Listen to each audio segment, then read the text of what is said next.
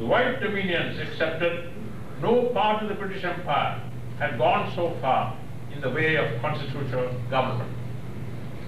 A complete scheme of representative government submitted by Sir Alexander Johnston, Chief Justice in 1809, failed to become law by the unexpected resignation of the colonial minister of the British government who had favoured the reform.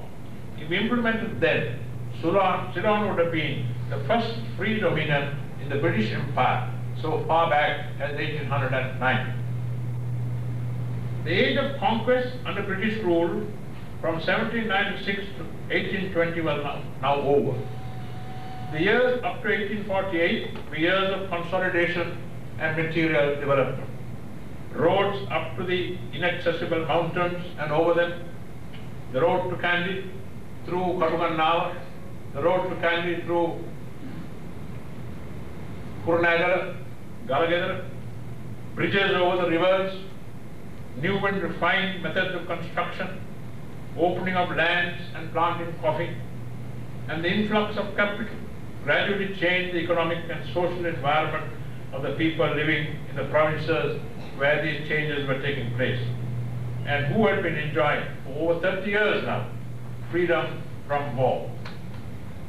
But Buddhism and all things Sinhalese, all things Tamil, all things Hindu or Muslim had reached the lowest point, had reached a nadir.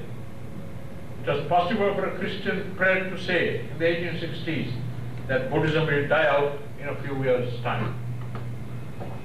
The next violent attempt was in 1848. This happened during the governorship of Viscount Torrington. He was a youthful and poor member of the British peerage. He suppressed the violence so severely that the British House of Commons appointed a parliamentary commission which consisted of leaders like Gladstone and Disraeli, who both became Prime Ministers of England, to report on the governor's actions. The report was not favourable to him, and he retired in 1850.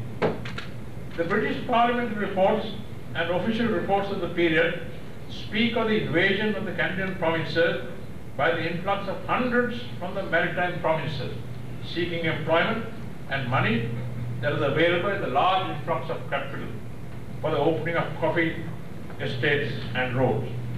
Arab and toddy renters encouraged the drinking of liquor, and a peaceful people were corrupted.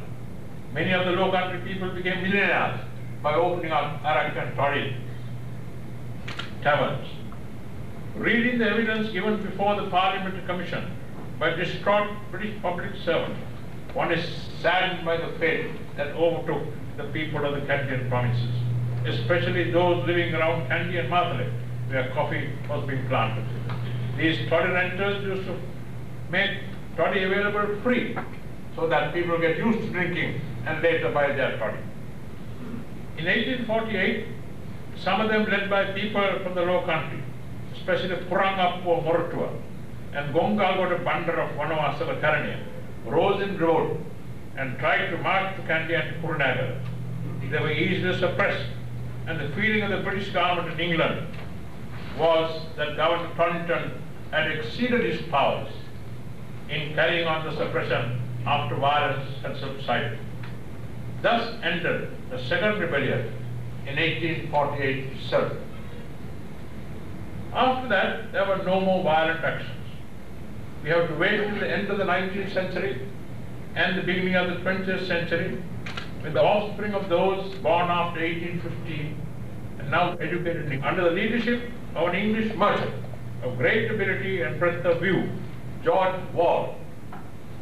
A monument to him stands still in front of the Baptist Church and the High Hospital at the Desoiza Church in Colombo, called the George Wall Fountain. No fountain operates now, but those who wish can see the memorial to a great Englishman. He rallied all the unofficial members of the then Legislative Council who had resigned to protest against the governor's decision on a question of military expenditure in a political organization called the Ceylon League to seek a share in the administration of the government, to seek the election of members to the local legislature and control of the finances of the island, the grant of free elected municipal councils for Colombo and Kandy in 1865 and later to God may be traced to this movement. They are therefore now over 125 years old. In the 1870s, the spiritual condition of the Buddhists caused anxiety to the Buddhist clergy and chief laymen. To stem this anti-religious tendency, Pirivanas or Buddhist universities to teach the Dhamma and its practice to laymen who wished to be bhikkhus or monks were started. The chief of them were the Vidyodaya in Marikanda, Colombo in 1872 and the Vidyalankara in Harania established in 1875, both of which were given university status in 1959. They exist and flourish to this day. Colonel Olcott of America, the Theosophists, and Madame Blavatsky crossed over from Madras where they had founded the Theosophical Society. With Buddhist leaders, they formed the Buddhist Theosophical Society in 1915 to establish Buddhist schools. The Mahabodhi Society of India, to regain the control of Buddhagaya temple in India to Buddhist hands, was formed by Ananda Coomaraswamy, and a branch of it was organized in Sri Lanka in 1891. The Buddhist movement began to spread with the publication of papers and singaris in the 1860s. Buddhist education was encouraged by the founders of the Vidyodaya and Vidyalankara Pirivanas and later the Mahabodhi Society. The Young Men Buddhist Association was founded in 1898 with D.B. Jayatillaka as the president, a position he held till his death in 1944.